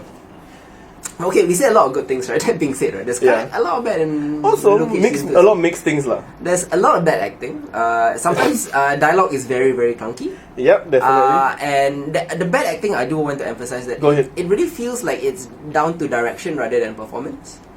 Okay. Because I feel like they were directed to act a certain way that just didn't fit the scene. Okay. But it did get progressively better. Better? Okay. Yeah. Also, plot logic kind of takes a backseat far too often. Yes, thank you. But then again, that comes to the CW aspect of Yeah. it. This is just an elevated form of CW where they shoot on location. Yeah. That's the only difference. They shoot on location, so it looks better. I have to point out there, like what you say, right? Certain plot things were kind of rushed up. Like the Piranha, for example. I felt Piranha's acting was a bit over the. But he's supposed to be. But he's supposed to be that eccentric rich Clay man. Davis? Yeah, I guess so. Like Clay Davis from The Wire, right? Yes, He was supposed to be that, yes, a bit, I guess. He's supposed to be like she. the corrupt politician guy. Yeah. But he's like this. But even though the exaggerated acting, right? Yeah. And then you realize his backstory, just that slight backstory about how he rose to the top. Yeah. Yeah, that made him. compelled. That was the compelling part for Yeah. him. The one where he was stretched out inside. Yeah. So his death, right, actually kind of hit me also. In that one particular episode where Luke Cage had to save him, right? To save him, yeah. And then they had this small conversation in the warehouse In the or in whatever. the cinema. Cinema, yeah. This short one scene endeared me to Piranha. To Piranha, yeah. Was like this nothing exaggerated character. Exactly. And same thing like she is, who was a nothing exaggerated character. Yeah. Became human all of a sudden. So I love those moments, but there are also a lot of moments Which one that you don't like? it kind of feels like sometimes like blaxploitation to me.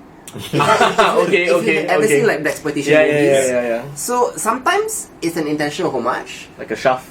like a shaft kind of homage. Yeah. But it's a problem when I can't tell whether it's a homage or it's done accidentally. Okay. Sometimes it's just blaxploitation by accident, and sometimes it's blaxploitation by design. Okay. And I can't tell. Okay. That's not good though. Yeah, it's not good.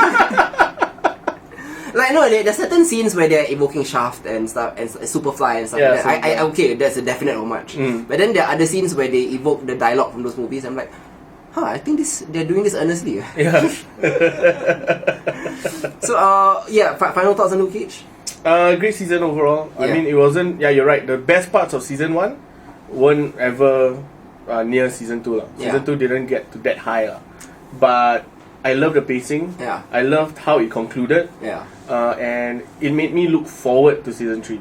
Cool. So because of that, I'll give it a good 7 lah.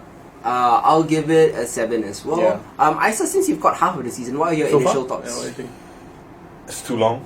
Yes! And I'm only halfway through. the season. A bit too, Too yeah. long. That was his thing. Yeah. I was impressed by some of the director's choices. When I saw the Lucy title Liu? screen- yeah, Lucy Liu in in season 1, right? Episode 1, sorry, episode 1. right? And I was very impressed by that. Yeah. What six female directors out of like so that's half. That's actually very very impressive. Indeed. And very progressive. I feel like the Netflix Marvel shows are starting to dial it in. I can feel it's kind of getting there. Nothing as tight as the Punisher, right? but bad acting. Yeah. I mean, they stick out like so. The moments stick out really, really well, and there are just times when it happens, right, and then I just start multitasking. Yeah. Okay. Yeah. You know, and I just start leaving it in the background. It's even more jarring, like I keep saying, because there's some moments that are as profound as Black Panther, and some moments are like Black Lightning. Like, Yeah. it's just, wow, going from here to there, here to there. So I don't know. I mean, like I hope it's something that they kind of solve. I feel that consistency is something they need. Yeah. So I haven't gotten to a lot of the payoff stuff yet, Yeah. in the last third of the season. Payoff makes it worth it. But at this point in time, it's like a 6 for me. Sure, yeah, I totally understand, because at the midway point of the season, a 6. I had the same opinion as well. Yeah. And it's kind of similar to Jessica Jones Season 2 as well, because midway point for me was like a 3 out of 10. Oh shit! And then the last like 4 or 5 episodes was like 7, 8. Was like 7, 8, 9. And then I grew to love Jessica Jones in the last half lah. Oh, I like that Luke Cage continues the tradition of using really good magicians throughout the. Oh yeah. I mean, the like, you know, musical gets Rakim, Rakim was at the Killer, last. Kiara's one in a very pivotal Kiara's scene one, at the yes. end, yeah. That was the bunch, so I loved it. Esperanza Spalding also. Yeah, brilliant. I thought the girl that plays Mariah's daughter is not a good actress. Tilda Johnson? No. No. Yeah, she's alright. Yeah, no, especially towards the end when she has like a little musical moment where she summarizes the whole season in a song. I was like, that is so bad. I was like, ooh. I think that happened after the Godfather moment as well, and that's what made me think. I was like, it should have ended there. Should have ended there, bro. Was it? No, it's before. because you're right. she hadn't gotten the word that. Mariah left left the club to Luke Cage, to which Luke is a Cage. surprising thing. Yeah, then she was so pissed. I was like, why you pissed? This is good for you. You didn't want it. You didn't want it. What? You made it clear in your prison visit that you did not want it. This fucking daughter doesn't know what she wants. But I love that, again, you know, like how Piranha, we get a bit of his backstory. Yeah. And then how the lawyer, Yeah. that sleazy ass lawyer. Yeah. And then we realize he also has a slight backstory that he was actually, the Stokes actually paid for his law school and all that. Yes. Yeah. Small backstory for like characters like Sugar or the lawyer or Piranha. And like how Maria didn't kill off Sugar because of his wife giving her the clothes when she had nothing. Yeah. That's about these little things which I really enjoy. Good stuff, man. We're gonna be moving on to another TV show that myself and Hadi have finished. Yeah, but which one? I think, have you finished Legion, Isa? I did. Okay. I have a lot to say So about we're about to talk about Legion in a minute. So Legion, right? Now I love Noah Hawley. Yeah, And a lot of the people who know me personally or who have read my work on Potwire know I love Noah Hawley. Okay. Fargo is one of my favorite shows on television. Yep. One of the rare TV shows to exceed the movie that it was based on. Yep. I mean, I know there are other examples like Buffy and stuff, but Fargo is one of the top-notch ones. And if you have read any of my work on Potwire or know me personally, also you know that Legion was my favorite show of 2017. Yep. Far and beyond, because I was just amazed by its razzle-dazzle, like the kind of creative imagery, dazzling set pieces and stuff like that. Yeah. But Legion's wildly uneven season 2 finally showed me an instance where Noah Hawley's abundance of visual style could not make up for a lack of substance. Yeah. Now, I loved its flair in terms of its kind of this Kubrick / Dali infused visuals. Okay. And the unique time travel mechanics that season 2 used.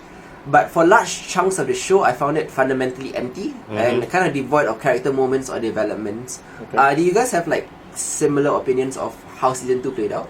Yeah, I mean, like, it was kind of exactly that, you know, and I found myself getting distracted very easily. Yeah. Like, even with all the visual pizzazz that seasons 2 still had, right, I did find myself kind of like my attention drifting and, you know, from point to point.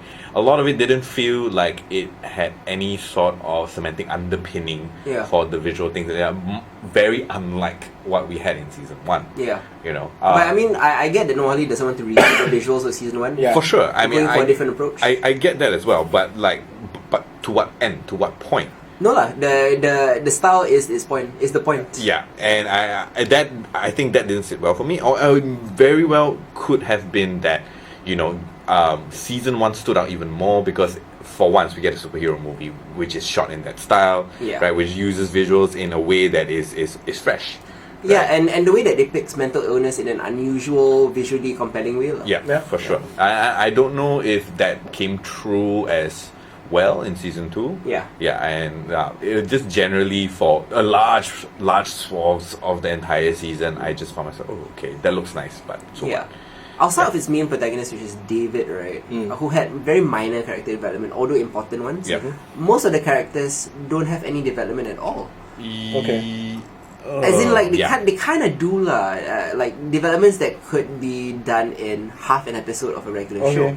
They spend 13 or 11 episodes, I'm sorry, just putting them in like fugue stakes or dance sequences or stuff like that. And don't get me wrong, I enjoyed the sequences. The first episode dance sequence where David faced off against Shadow King and Jermaine Clements was an interesting way to depict the psychic battle. And they also had like some sequences where they had psychic battles that's reminiscent of that Sandman issue. Where they were just imagining things like tanks and planes and T-Rexes fighting each other. That was a very anime moment. Very anime thing. Or even like, you know, when they were like wrestling on the mat and stuff like that. Just nice ways to depict psychic battles rather than people just staring at each other. Yeah. So I thought those were great, and they definitely served as a great underpinning. And I felt that, if anything, this time round, I paid a lot more attention to the soundtrack. Sure. Which I thought was very, very well done this time round. Especially, I started to take notice of that with the dance sequence in episode 1. That being said, also, right, like I thought like Sid's origin story episode was really, really good. In terms of because it was character driven. And that's something that season 2 lacked. And then they gave me like that one character driven episode. It's like I know Noah Hawley can do characters. I've seen him do it before, and he did it with this one beautiful episode. That's, I mean, not like Kiksuya, but kind of like Kiksuya in a sense that it was this breather from the rest of the story, and it gave you this very self-contained lyrical tale. How about you, Hadi? Well, I felt some of the parts of this season was a bit overindulgent. You know, like a bit. No, Hadi is always indulgent, but he always has a point to his visuals. Correct. So I thought certain parts were a bit too much. At first, at the first watching, right, I felt, okay, this makes sense. I'm very entertained by this. Right, but when I caught a few episodes again, it felt a bit too much at certain points. Like it wasn't going anywhere. Especially felt, episode 5, 6, 7, 8 and 9. Just was nothing. There's nothing there. Correct, I agree with that. I enjoyed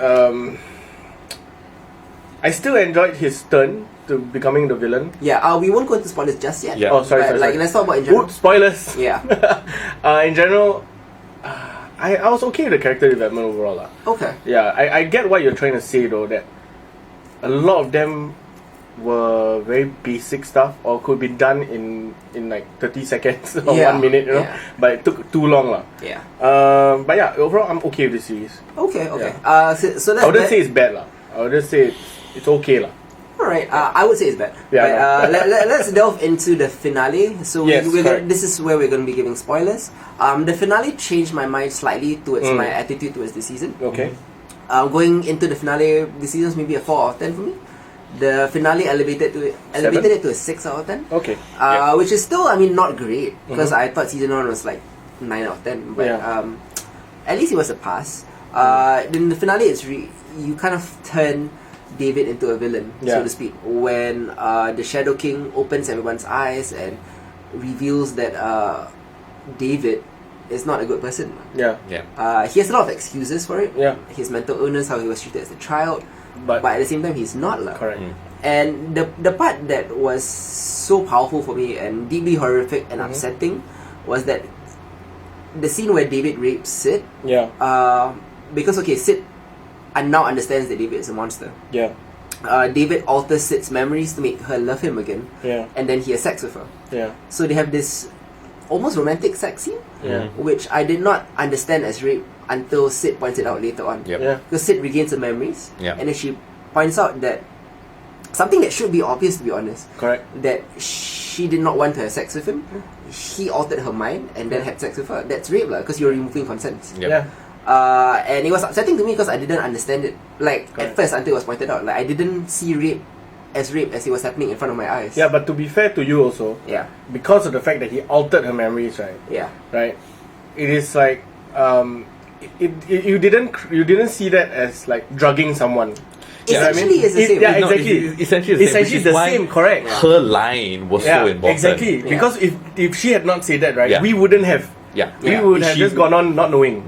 But it was recontextualized in a very, very smart way. I felt like drawing the analogy with being drugged and being raped. Correct. You know, I echo your sentiments exactly. It was only at the point when she said that, I was Yeah. like, oh, Oh, yeah. I had to pause the Yeah. thing, and I had to walk away for a while. Yeah. You know, when she said that. And it's so weird because like the male response to that accusation at first, I was angry because like, what the fuck are you talking about? You've been so difficult this whole season, Yeah. and that speaks to a lot of like how like men sometimes don't believe women lah, Yeah. Yeah. or don't take the accusation seriously. Yeah.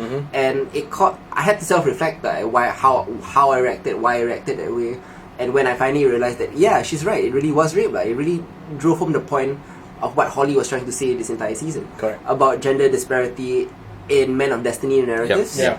and the complexity of mental illness and the delusions that come with Which feeling was- that you're a victim. Correct. That was harped along quite a bit. I was actually really annoyed with all of the delusion, the egg thing, right? Only in the finale does any of that kind of get resolved when he goes over and over again. I'm a good man.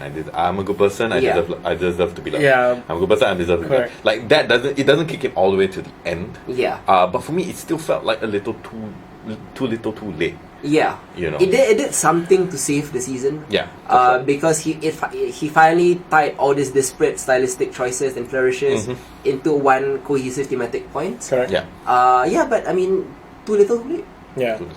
I mean, we already saw glimpses of him becoming a bad person. You know, the torture scene, I think. Yeah. Sure. With Yeah. Oliver and all Yeah. that. Yeah. But that was kind of underpinned with Melanie's like Yeah. whole like like she's just hovering over Correct. Yeah. Sid and all of that. And I was like, okay, sure, I can see that, but at the same time, there's an active voice there, Yeah. coloring what you're seeing. Yeah. Correct. Yeah. Yeah. I mean, the underlying question of Legion, I guess, from the beginning is David mentally ill, or does he have these powers, or is it both? Does he have these powers, but he's also mentally ill? But because of the experience of living with these powers for 30 years, right? If you're in a psychiatric hospital and hearing voices and seeing these things, even if those are your powers, at a certain point your personality develops around them. Yeah. So he has this vulnerability, personality-wise, and psychically, where he always thinks, I'm the victim here. Yeah. See, he always has been, to be Yeah. honest. And from David's point of view, he had this really traumatic childhood that he's never recovered from. And part of him, in a very understandable way, is like this small child going, I'm a good person, I deserve to be loved. Yeah. You can rationalize a lot of things based on feeling like you're a victim and you deserve something. Yeah. In fact, a lot of compelling villains come from that lah. Your Killmongers and your Thanoses and stuff like that.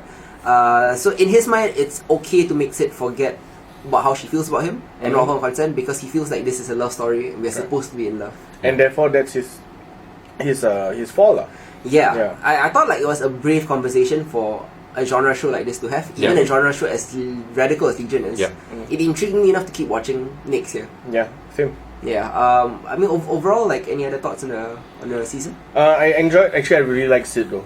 Yeah, Sid was Yeah, great this season. Sid was great, Her I solo think. episode is Yeah. stunning. Yeah. Sid, like how she finally realizes that David is this piece of shit. Yeah. You know, Selfish. Yeah, was great. Self-obsessed. Yeah. Yeah. So I like that kind of character development. But really, honestly, we could cut this season to like 5 episodes, I think. Yeah. Yeah, very, very easily. I mean, like, I only kind of like let go at certain points.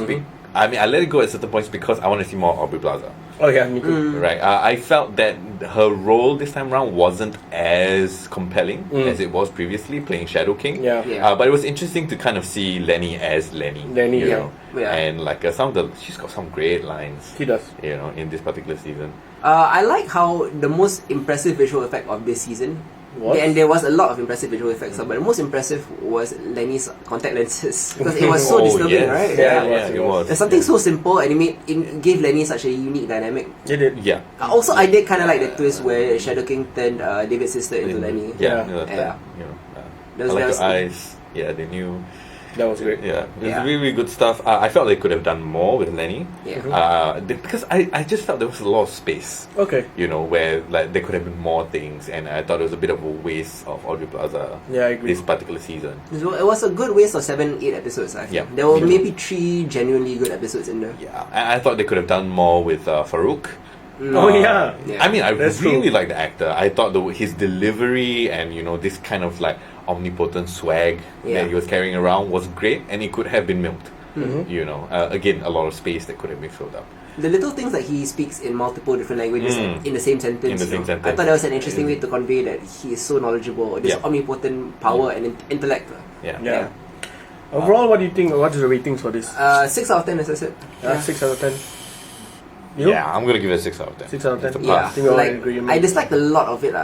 It was saved right at the end. Yeah, same. Yeah, not enough to feel it. Okay. Yeah. Let's move on to Jurassic World Fallen Kingdom, Okay. Yes. which is as I mentioned earlier on, very similar to Westworld. Okay. Not in the same way, just in the ending. Yeah. Fallen Kingdom is obviously the best Jurassic Park sequel. Would you agree? Best Jurassic Park sequel, yes. Yeah. Even better than Lost World? Yes. Wow. I think it extends the premise of Lost World to. It copies a lot of Westworld. No, I'm sorry. I keep saying Lost Westworld. World. It copies a lot of Lost World, Uh-huh.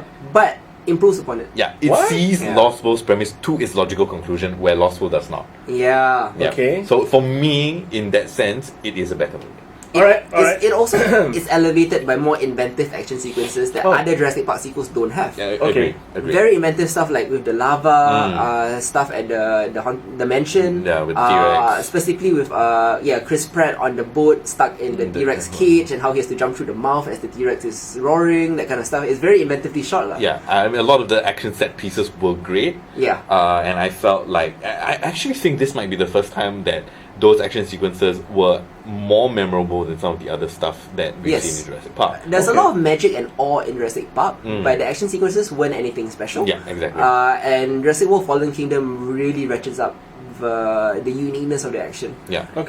And not just dazzling set pieces and stuff like that, because the volcanic catastrophe and stuff was really good, but it also has surprisingly thoughtful things to say about humanity's relationship with nature. Yeah. I know that other Jurassic Parks have kind of touched upon this, but it's never. I mean, the first had- one and the second one. Yeah, but it's never had like this kind of slants before. No. This Okay. very, very ardent, almost PETA-esque animal activism to it Yeah. in this message. Yeah. Oh, Yeah. wow. Okay. Yeah. Also, Jay Bayona, I feel like it's a great director. As I Yeah. mentioned, I didn't Horror know. guy, right? I did. Yeah, I didn't know that he could shoot action as well because he Mm. comes from a horror background. Yep. But what really took Fallen Kingdom from like to really like for me was in the second half. It was entirely shot in a house, set Yeah. in a house. Mm. So it became a haunted house. No way. It became a haunted house horror. It was really good. The way that he strung the tension along from Yeah. scene to scene So- was quite excellent. It was I really have to say. reminiscent of his movie called The Orphanage, which is a haunted Yeah. house horror, in a haunted mansion horror. 2007, I think, right? Yeah, so like you cut the electricity to the house, so instead of demons or ghosts, you have like fucking dinosaurs roaming around. You know? Okay, Mm. okay. So there were little things like when the Indoraptor is what it's called, Indoraptor, right? yeah. Was in the bedroom, about to eat a girl. It is very like horror imagery, lah. Yeah. Or Okay. stuff coming from the I mean, shadows. it was great because like one of my favorite scenes of all time is the raptors in the kitchen, Yeah. right? Sequence from the first Jurassic, right? And there were so many moments that felt exactly like that, especially in the last third of the movie. Yeah. I really enjoyed that part. It also had some very like striking and memorable imagery, just like not sequences, just images that are heartbreaking and will strike a chord with animal lovers everywhere. lah. yeah. I mean, the most striking one I think that everybody points to and most people cry at is the scene where the team are leaving Isla Nublar as the volcano And the erupts, Brachiosaurus. and then you see the Bronto or Brachio, Brachio, I think. the dinosaur Yeah. standing on the pier, and then being Engulfed. engulfed in smoke and lava, and he's just crying out. It's like, why did you leave me? In Because essence, you're too big. was you too? No, lah, I mean, it's Yeah. too late. lah, Yeah. Too late. lah. But it was really, it was really heartbreaking to me, and I did not expect to feel that level of emotion for a dinosaur. Yeah. None of the sequels have ever done that. I Yep, feel. I Also, feel. what we have to kind of address the twist, right? Yeah, just spoiler alert. Okay. Let's go ahead. Yeah, we do have to address the twist because it does set up a lot of the franchise from here on. Ooh. And So, Okay, say what's the spoiler alert. 3, 2, 1. What happened? So it reveals that in one of the characters that we are introduced to in Jurassic World is a clone.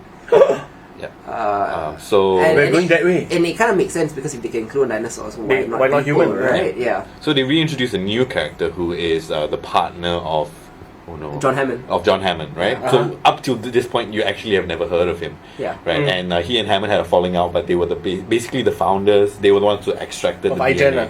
Yeah, they extracted the DNA and all of that. Okay. He comes back into the picture now, right? As sort of like, I'm the inheritor of like Hammond's legacy, and I want to take this to like, I want to treat the dinosaurs right.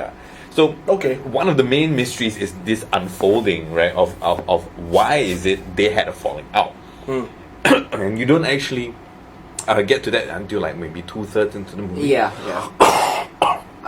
So that was interesting when they introduced his granddaughter was actually his daughter.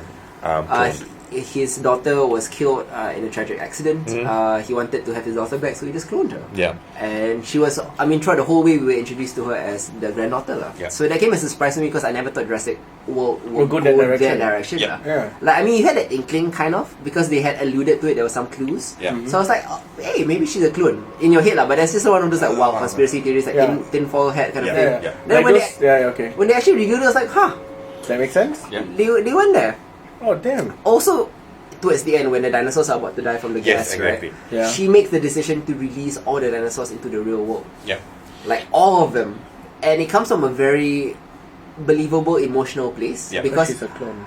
she's one of them. Yeah, she's one of them. She says that if I am alive and I deserve to live, then they deserve to live too. And it makes sense because no other human will make that decision. Yeah. Chris Pratt, who's an animal lover, didn't make that decision. And they have this amazing moment where Bryce Dallas Howard is just hovering over the button that would release the dinosaurs, right? Which culminates, it basically is the culmination of this entire, like, oh my god, because she is part of, like, the organization that wants to set the dinosaurs free, make sure that they have their own rights and all of that. Now she runs an animal activist group that cares for dinosaurs. Post-Jurassic World. Post-Jurassic World. So it builds up all the way up to that. Yeah, and you remember Chris Pratt has this relationship with Blue. Yeah. Almost like a son to him. Yeah. And both of them refused to release the dinosaurs because it would just end humanity, to be honest. Yeah, because there was a great, it was a great, and I think like that moment for me was when like the kind of the thematic deepness or the deep themes that they were trying to explore really hit home. Yeah. Right? You had this one moment where, right, we love dinosaurs, blah, blah, blah, blah. No one's impressed anymore, we should accept them into our world. Yeah. But when it came down to it,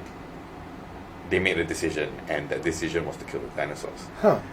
Yeah, because in the end, they did not want humanity to end. And they were willing to sacrifice these animals for it. Yeah. So it only makes sense for the granddaughter clone.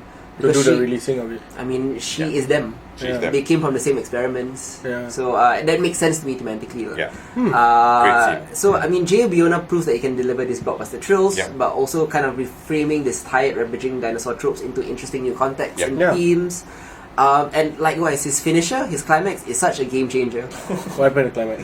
The dinosaurs are in the world now. The dinosaurs Oh, are that. out. Okay. And then, we kind of saw some of that in the trailer, right? With the T-Rex roaring and the lion and all of that. Yeah. So, unlike what happened in Lost World, right, where you actually do have a T-Rex, like, was it San Francisco? San Francisco, but then the T-Rex Rampaging. is killed or captured back. Captured and sent back to... And then there's no real consequence. Yeah, exactly. But now, like, every dinosaur species is on Earth, wreaking havoc, they're about to take over the world. Yeah. Okay. Yeah, it's almost as if, like, it's kind of implied that it's kind of like God's plan. Yeah. Oh, not in a Drake way, but... Yeah. Like a species ending way. Like in a Battlestar Galactica way, where God made the Cylons through the humans to take the world back. So it's interesting in that sense as well. And I was very puzzled by the subtitle Fallen Kingdom. Because I thought it was going to represent Isla Nuba. Because Isla Nuba is going to be destroyed by this volcanic eruption, so we're gonna end this Jurassic Park. So they're actually talking about the end of the human the end of the human kingdom, us as the dominant species in the world. Because that's how the movie ends. Yeah. Okay. Yeah. So this drastically reframes the Jurassic Park franchise. Yeah.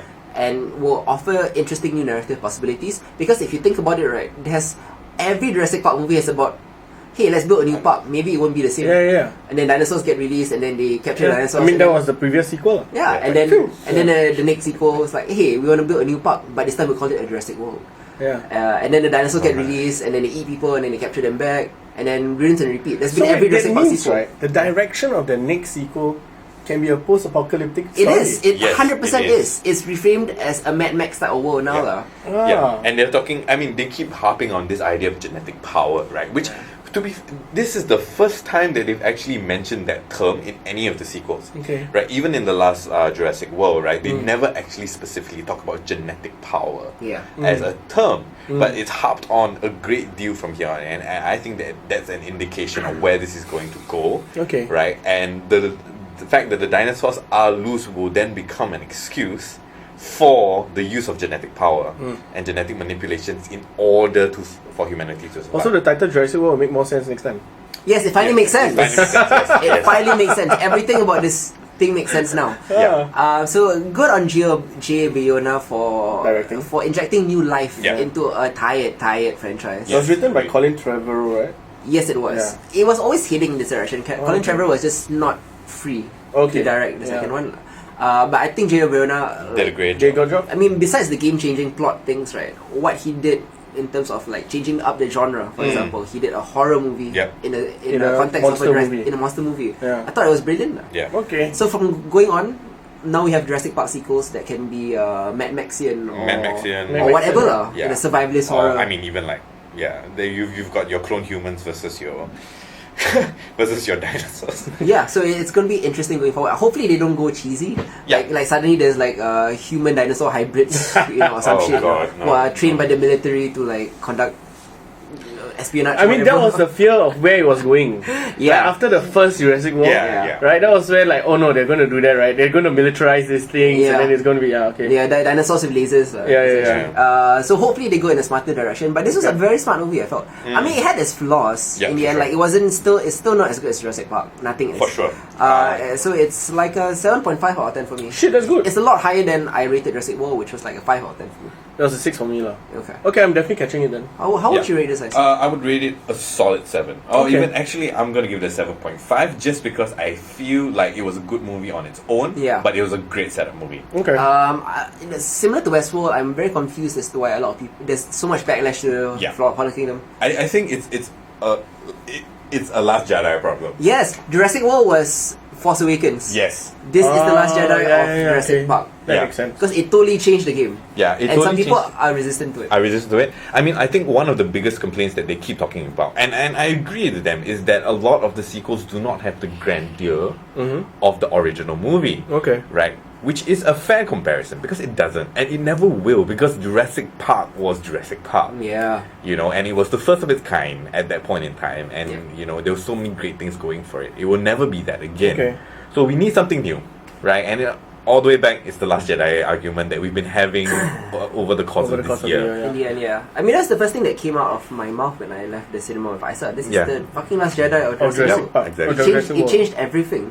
Yeah, that's true. And that's interesting. So those are the major topics for this month. We've already covered most of them, but I'm going to delve into a little segment called Quick Hits, where I talk about some shows or movies that Hadi and Isa haven't had the chance to watch, Yeah, but go I ahead. have. So this is going to be brief, very... Quick. It says quick hits. Quick hits. The first one isn't going to be as quick because I really love this one. The next ones will be very quick. So first one is Sense8. After being unceremoniously cancelled, Sense8's fans raised a ruckus, convinces Netflix to revive the show. And? But what ended up happening is not at all similar to what happened to Brooklyn Nine-Nine or The Expanse, where they picked up for another season. Yeah. What ended up happening was more similar to Veronica Mars's famously crowd-funded finale, which was a movie, or Joss Whedon's Serenity, which functioned as the big screen wrap-up for most of Firefly's unresolved storylines. Yeah. So Netflix heard the plight and offered a compromise. Not one extra season, but one extra episode. Oh, one extra episode. Yeah. Yeah, but J. Michael Straczynski and the Wachowski sisters could make it however long they wanted. So it's a movie lah. Which is how we got this huge 150-minute climax. It's for all intents and purposes, it's a film. It's built as a series finale. It's labeled in Netflix as the 12th episode of season 2. But come on, it's 2.5 hours. It's a movie. It is. And I'm gonna think of it as a movie, and when I come to the end of the year when I'm rating my favorite movies, this will be one of them. One of them. We'll see lah. It's only half the year. Some other things may overtake. Yeah. But it is a movie. I'm gonna count it as a movie. So are you aware of Sense8's premise? Slightly. Okay, so I'm Just trying. run it down. I'm gonna try to run it down very briefly Yeah. lah. It's a sci-fi series about a group of Superpowered. about a group of what they call Humans. Sense8s. Yeah. They are telepaths Okay. who exist in all over the world. Okay. So, but each group is called a cluster. Okay. And they're intimately familiar with one another. They're able to share thoughts, emotions, experiences through a shared consciousness. Okay. So Sense8 was about metaphysics, but was less concerned about metaphysics than its grander message of empathy. They like the Protoss from Starcraft. They share one mind. I mean, they can feel each other through some telepathy. The empaths. It's slightly different because Sense8s can communicate with other Sense8s outside of their cluster telepathically. But when you're inside the cluster, they're essentially feeling everything all the other 7 people are feeling. All their experiences, all their skills, and all their knowledge. So what's beautiful about the show is that you have 8 well-defined individual characters who have great backstories, but at the same time, they're all also each other at the same time, creating this very, very genuine bond that ignores race, gender, sexuality, or nationality, or any of the other social constructs that divide us. So it's this beautiful message of empathy, how if we can only understand one another, we can work together. Most of the time the show was like this mad mishmash of tones because it's 8 different shows in one. So for example, you have a Mexican character who is essentially his show is a Mexican telenovela. Oh, I was just going to ask whether it's a telenovela. It 100% is, because he's this overly dramatic gay actor. So his show is a comedy telenovela. And then there is a Chicago cop, and he exists in a Chicago cop show. Is it a hard-boiled detective? And then there is a German gangster, and then he's in a German gangster flick. And then there is a Korean woman who's trapped in prison, so it's Korean Prison Break. And then there is a love story in India, so that plays out like a Bollywood show. No way. Yeah. So it's 8 different shows in one, and it's very tonally jarring, but it works. Mostly because you, like all these other Sense8, feel what they feel all the time. So it's very emotionally compelling. So for example, if the Korean lady has trouble in prison, the German gangster can take over her body and maybe like help her out with some things. So they share skills and knowledge to help each other out. Or like if the Mexican actor has like a bartending scene, and then one of them who knows how to bartend, can do that for him. So it's pretty cool. Wow, man, that would help for us too, man. But mostly it's kind of this exploration about themes like religion, friendship, existentialism, sexuality, and tribes, and how maybe we aren't as different as we think we are. So the series finale, finally brings our Sense8s from all across the world together in the same physical place at the same physical time. So Sense8 the show was expensive because it was shot on location. So you have to go all over the world. They will go to Iceland for 3 months, then they go to India, then they go to London, then they go to Chicago, then they go to Mexico. Oh my god. And all 8 actors have to be there at the same time because they have to film all of them telepathically communicating at the same place. Yeah, it's a Game of Thrones level. That is so expensive, and I understand why it was cancelled. Because it was just too much. As good as the series grew to become. Because season 1 was kind of mixed, and season 2 grew to become a great show. And which is why fans were very upset when they cancelled it on the verge of greatness. But this, like I mentioned, they're all gathered in Paris for one dire reason: to rescue one of the cluster from an organization called the BPO. The BPO basically does experiments on Sense8s. I don't want to get into it. So that kind of supervillain like group lah. You get the idea. But there's a nice electricity to combining our lodge ensemble alongside the allies in the same place. So have we met this other Sense8 before? No, we see them all the time. Oh no, I mean they've never met other physically. clusters. Oh, so we've already seen them here and there? There are other clusters and other Sense8s outside of our cluster. So outside of the cluster that we are focused on? They do sometimes encounter other Sense8s. Like for example, the German gangster dude, Wolfgang, one of the rival gangs that his family is at war with, also has a Sense8 in there. So there's this incredible scene, I think in the finale of season 2 or the second last episode of season 2, where we have our cluster fighting against another cluster, and so like one person morphs into another person fighting another person, morphing into another person. So it's an 8-on-8 battle in a 1-on-1 battle. I need to see that. And it was a very like inventively shot action sequence, as only the Wachowskis can do. Because a lot of people forget. I mean, they did the Matrix. They did the they first can Matrix, second Matrix, They can fucking do action brilliantly, but like, even though this finale was 150 minutes, it felt really breathless and worthwhile because it culminated a lot of plots that I could tell are meant to be 3 or 4 seasons long. So it felt a bit rushed. But no choice. 150 minutes only. Or what you gonna do But every moment is to be savoured. And despite the great action and stuff, the most brilliant moments are the character interactions. There were a lot of like joyous character interactions in terms of like long-awaited people who are finally meeting.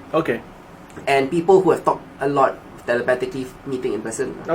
That's interesting as well. Sense8's guiding principles have always been about like empathy, understanding, and love. And it's able to deliver that message free of cynicism, and that's unique in a show. So what better way to end the show than with a heartwarming scene? Of an orgy. Very long. What I'm amazed that nobody has ever like used this word to reference that particular scene because I read all the reviews, but it's a clusterfuck.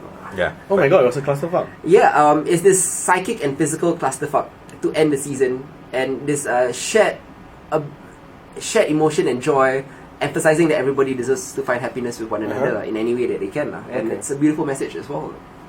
The season finale, although it was rushed, although there was so much more to do, in the end, it satisfied me. Okay. Thematically. So it was an 8 out of 10 for me. Alright, nice. I'm moving on to a YouTube show. What is it? YouTube Premium. Now making their play into streaming services. Delivering original content. Famously Cobra Kai. One of their, maybe not the first, but their most high profile release so far. So I'm going to be talking about Impulse, which is a spin-off from a terrible 2008 movie called Jumper. Yeah. So like Jumper, this is showrun by Doug Liman. Yeah. But it succeeds where Jumper fails because it's so much smarter and darker and more action-packed than the original Jumper. Its protagonist Henrietta has the same teleportation powers, but this essentially is a grounded story about her surviving sexual assault. Oh. Because in the first episode she's raped and she has this flight response which invokes the teleportation powers. Okay, so wait, are we in this series? Are we going to see the paladins back? Are they chasing them? I mean, there is a larger mythology out there. Yeah. It's very rarely addressed. So it's a focus story. It's a focus story on this girl who was raped. Okay. Or about to be raped before her powers kicked in. Oh wow. And then when she teleports, like half the car teleports with her, which causes an accident. She was almost raped in the backseat of the car.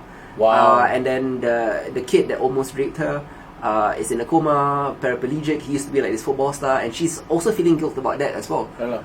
Because although she's feeling traumatized from the almost rape, she also feels bad for causing him to be. Yeah, so it's a very complex kind of thing. Oh, that's interesting. Yeah, and the series is mostly about that. It has this intriguing sci-fi flourish, this larger mythology, but at its core, it's a surprisingly complex character study about a girl trying to survive trauma. Wow. Okay. It has the same problems as Luke Cage and Elite in the sense that it's overlong. So it is a 7 out of 10.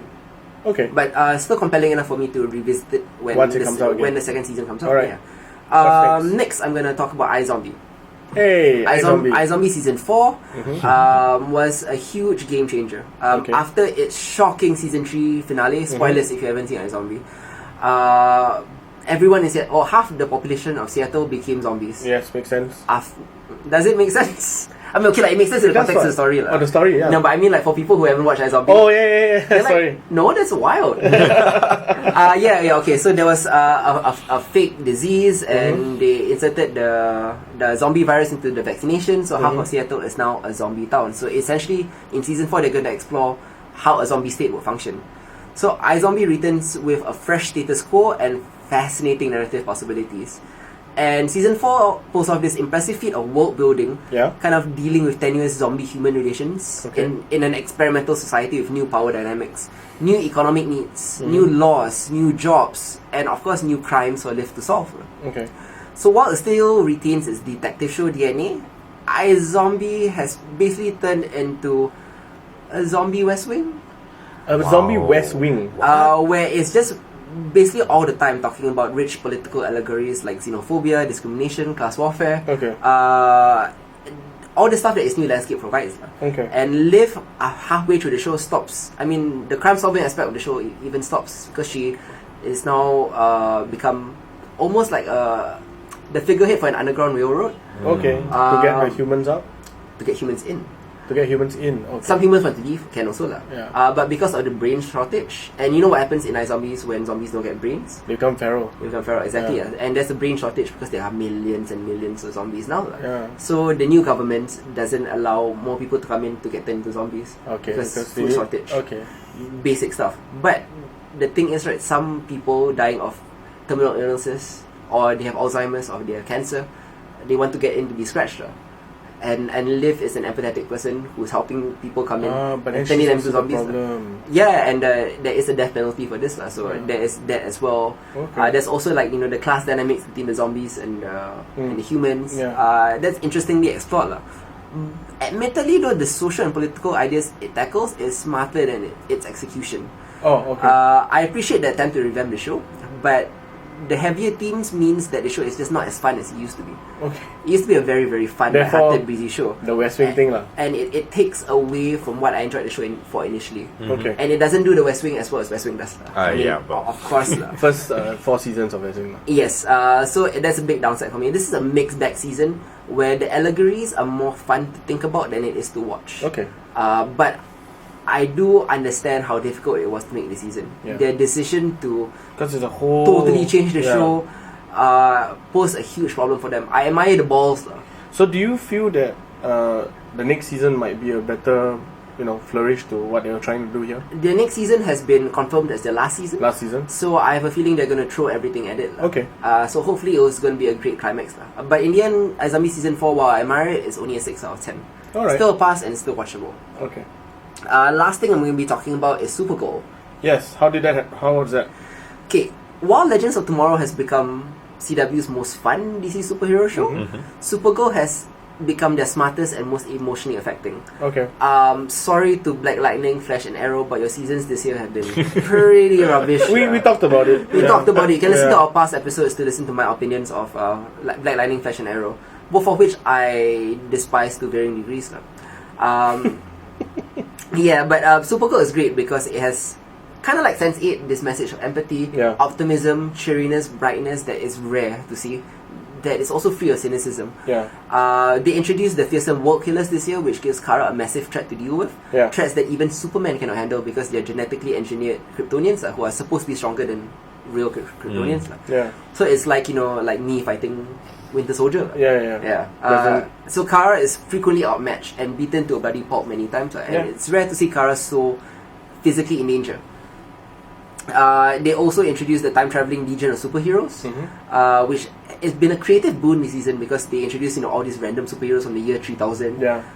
So it gives the writers a lot of fun dynamics to play with, including Mon-El, who was sent into the future in the previous season. Now she comes back, but it's been like 7 years for him. Oh, wow. But it's been a month for her. Okay. So he comes back with a new wife, he's gotten over Kara, Kara's still not over him. So it's the usual CW love triangle kind of thing, but played out very interestingly. That's interesting. Yeah, with time travel, Yeah, I've nothing against cheesy love triangles. I'm a sucker for them. Yeah, me too. So yeah, I enjoyed it. A lot of people didn't, but I'm saying I enjoyed it. Okay. Additionally, this season thematic arcs is mainly about religious fanaticism, about a religion that's formed around Supergirl.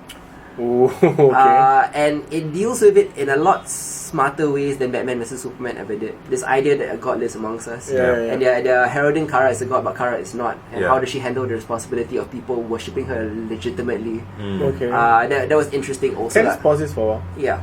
No. Isn't Superman in this universe as well? He is, yes. Yeah. So why is he not the god? Why is she the god? Why? Sorry, stupid question.